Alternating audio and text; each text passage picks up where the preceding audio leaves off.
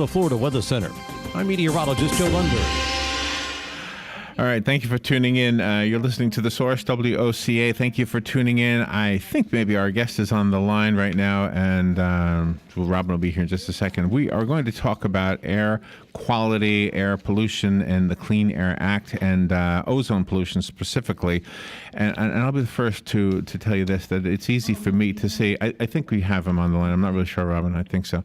But it's easy for me to see air pollution when I'm landing in a bigger city. You know, here it's, Cali, it's kind of hard because it's not as dense of a population. But the one thing, when you hear people arguing about whether it's man-made or not, I can't address the whole global climate thing, but I can tell you this, that it's man-made, because whenever there is a population of people, the air is dirty. And it's not just now. There are stories of how, I think it was in Louisiana, how the air was bad because there were so many people having just making fires. I mean, early on in early colonial days. Mm-hmm. I think it was during that time or whatever. But I mean, it's just easy to see, even if you don't try to, look back in history. Just fly around, go anywhere.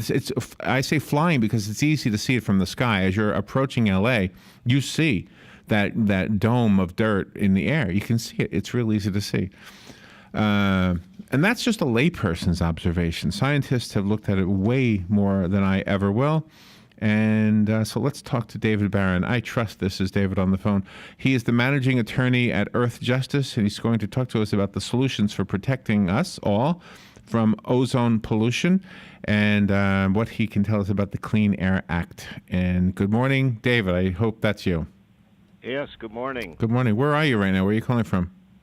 Washington, D.C. And thank you for being on the air with us, and I guess a bigger thank you for what you're doing.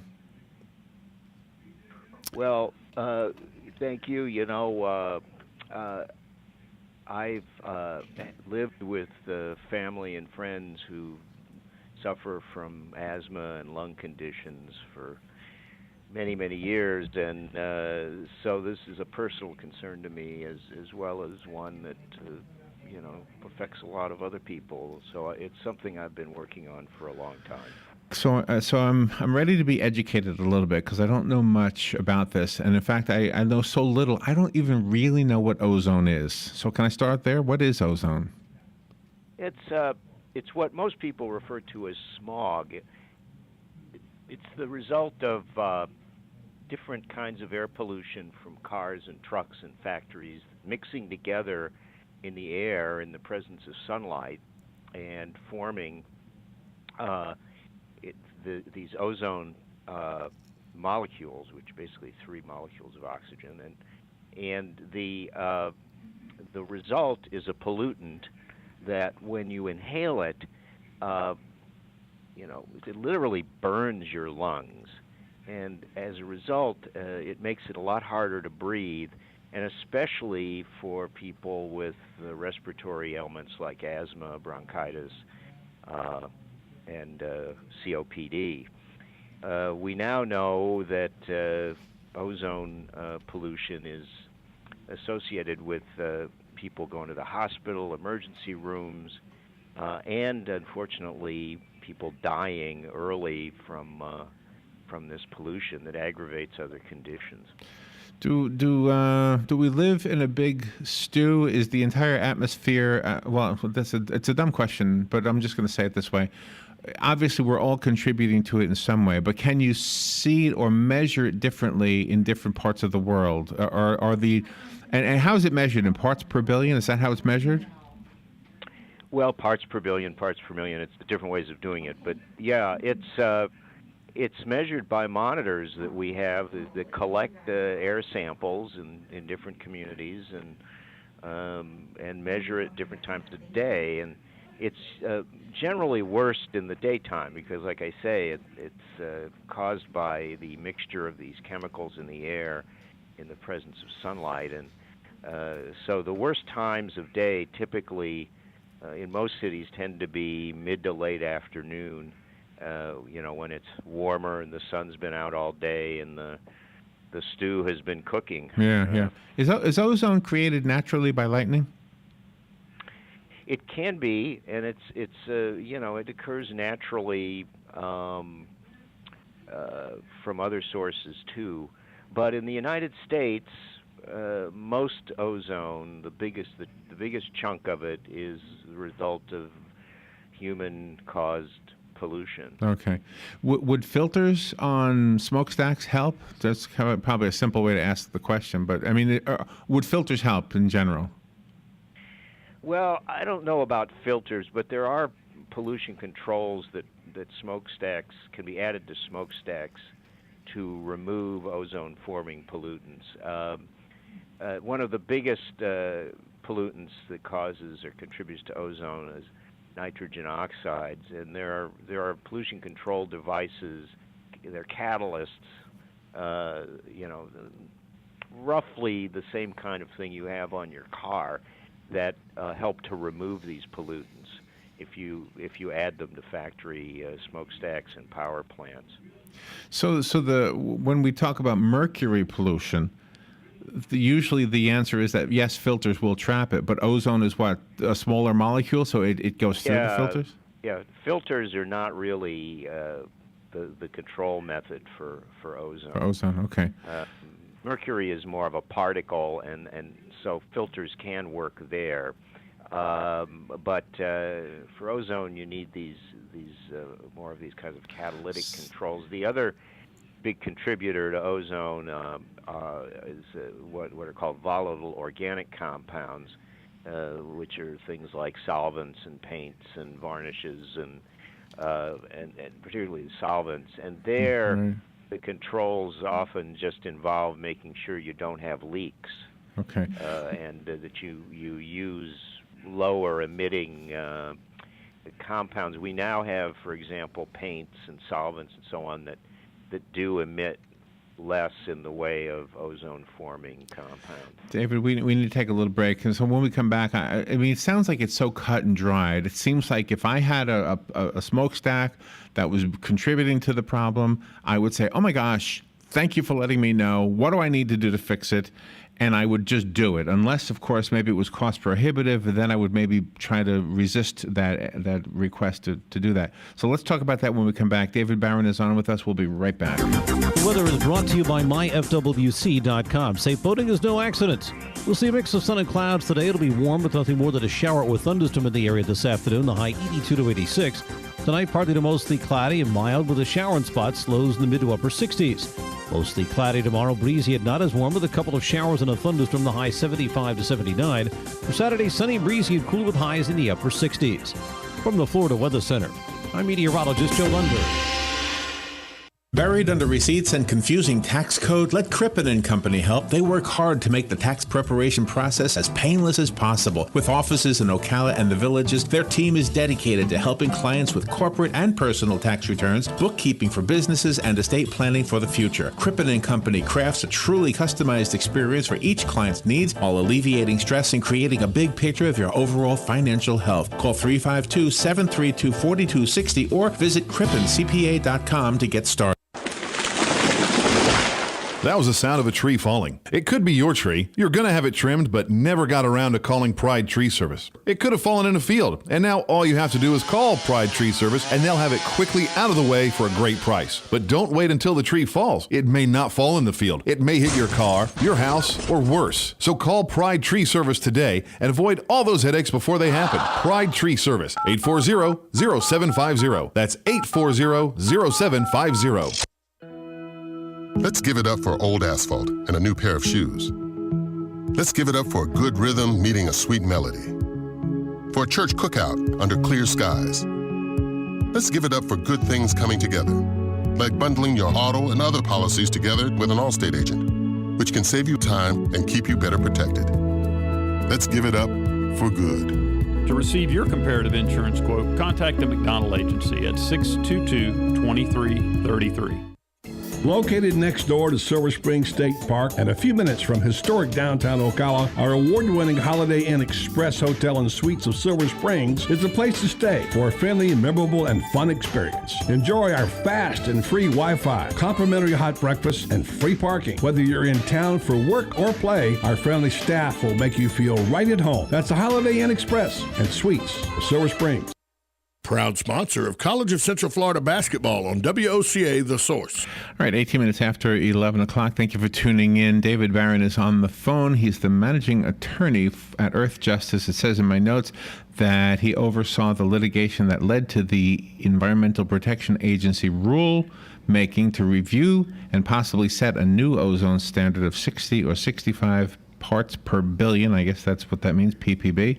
And I was thinking, David, during the break, about the statement I made just before we went to the break about the fact that what you have said so far sounds very cut and dried. It sounds very factual, very, okay, this is the way it is.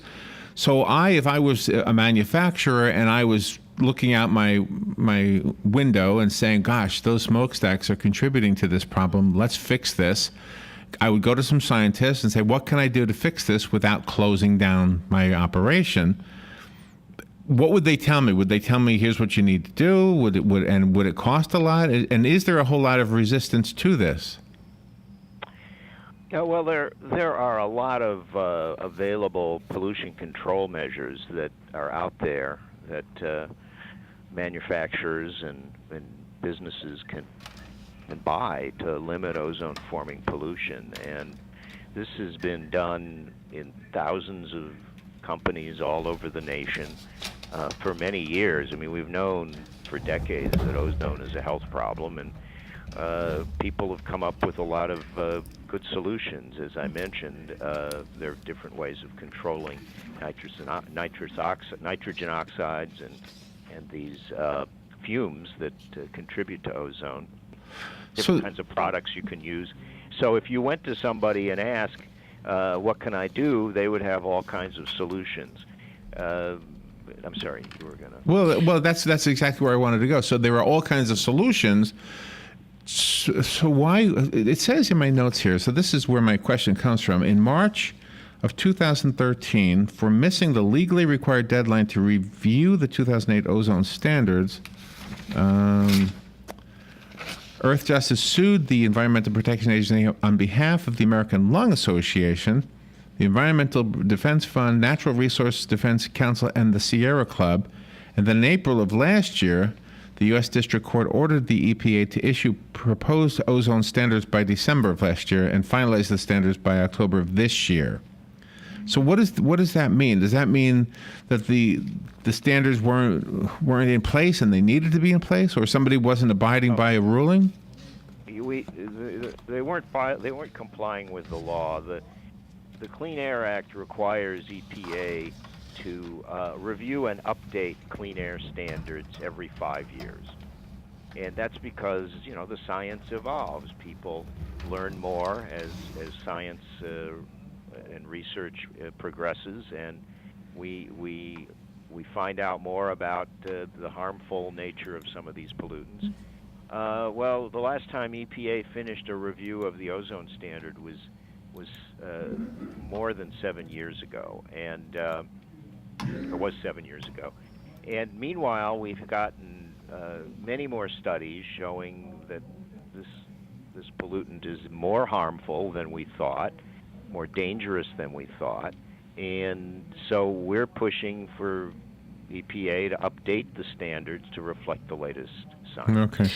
We are such a disposable society, but being that type of a community, we have a lot of items that are not disposable, like baby diapers, things like that are being disposed of. And does that contribute in any way? Maybe we should go back to cloth diapers and rubber pants.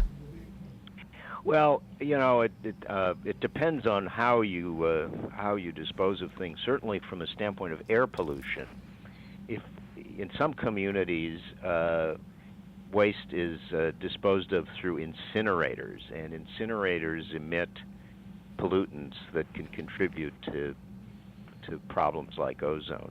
And so, I don't know the answer to your specific question as to the, if you look at the overall environmental effects of burning versus land disposal versus, water pollution from washing and so on, I can't answer that question. But just from a standpoint of air pollution, burning things almost always makes it worse. And so, the extent that we can limit the amount of burning we do, that will be helpful. The information that we look at when we look at any kind of like a documentary about us messing up the atmosphere and all of that, usually leads the average individual to think, well, what can I do? And is that part, like Robin's question is really kind of about the individual responsibility, whether it's a different kind of a car, et cetera. And the one thing I was thinking about ozone specifically is that I'm pretty sure about this, that ozone is used when somebody wants their house to be removed of all odors. They will put one of those tents over the house. They will fill the whole house with ozone. Am I right?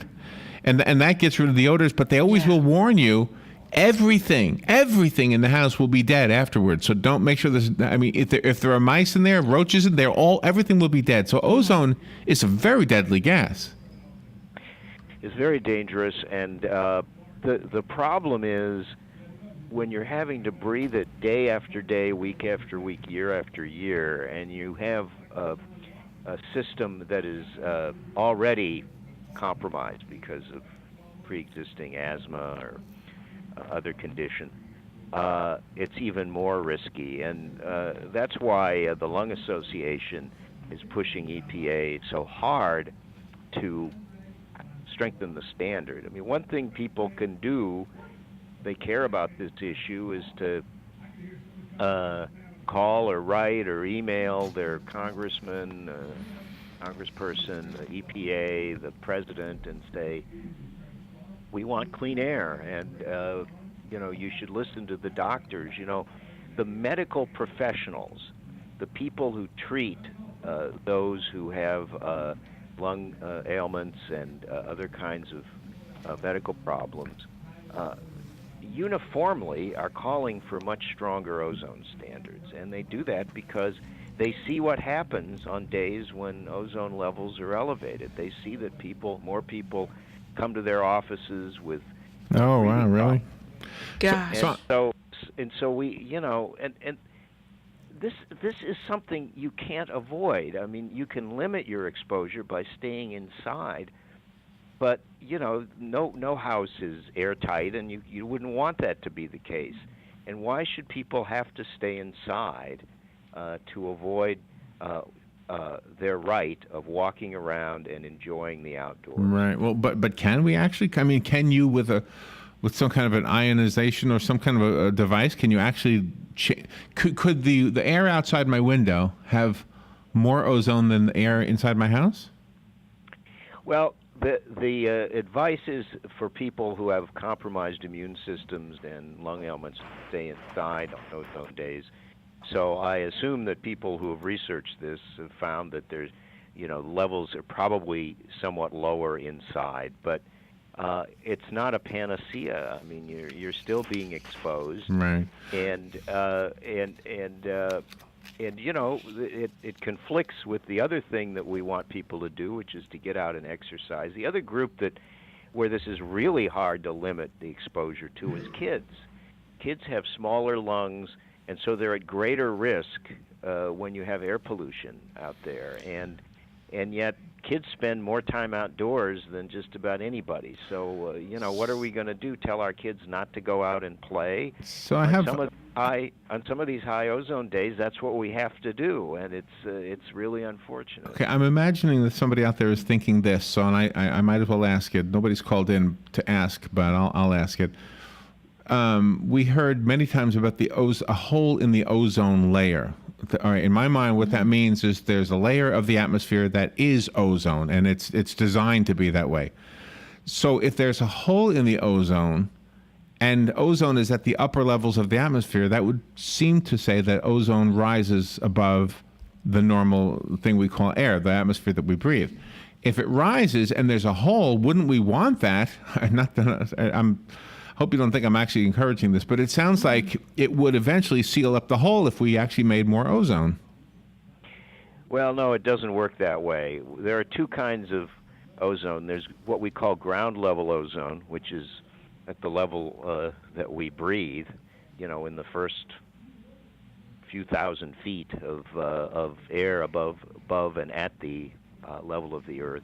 And then we have the ozone layer, which is, I can't remember the exact number, but it's maybe 100 miles up, or several hundred miles up, and that's what people are talking about when they say there's a hole in the ozone layer, and that's a naturally occurring layer of ozone that protects us against ultraviolet radiation, and it's not replenished by air pollution. Okay, and so the other thing, if we are going to do something about this, the legislation that we're talking about, it only affects America, it doesn't affect China, and from what I understand, they are really contributing to air pollution in the worst way than we've seen in years. Like, we're doing pretty good compared to them, aren't we? Well, we're much better than they are, no question about it. But there's a lot more we can do, and that's what this proposal is about. We certainly don't want to have our air as dirty as it is over there, and so we need to do what we can to limit our local pollution, and also we need to let people know when the air is unsafe to breathe. All right. I mean, that's just basic. David, thank you for being on the air with us. Before we run out of time, can you give us a website so we can look into this further? Yes, you can look this up on our website, earthjustice.org. Okay, it's easy enough, earthjustice.org. David, thank you for being... How's the air in Washington, D.C.? There's no factories there, right? No, but we do have a lot of motor vehicles, right. And we also get a lot of air pollution from power plants in the Midwest, because ozone can travel many hundreds of miles, and so these old coal-fired power plants in the Midwest emit a lot of ozone-forming pollution, and it ends up here, unfortunately. All right. Wow. David, thank you. Thank you for being on the air with us, and thank you for what you're doing. All right, well, thanks for having me. All right, you're welcome. We will be right back.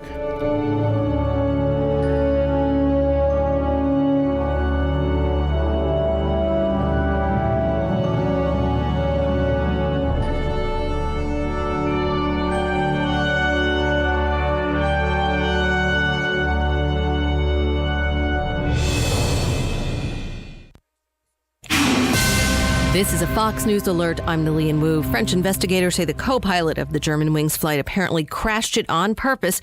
The stunned head of Lufthansa, which owns Germanwings, just a short while ago through a translator. I'm so proud of our selection criteria, our safety criteria, etc. This is even more of a shock. CEO Carsten Swohr saying right now there can only be speculation on the motivation for Andreas Lubitz. Saying Lubitz, like any potential pilot, had gone through all the relevant tests and checks and was deemed fit to fly. He joined Germanwings in 2013 from training and had 630 hours in the cockpit. Fox Radio's Simon Owen. And stocks trading lower following drops in Europe after Saudi Arabia launches airstrikes on key military installations in Yemen.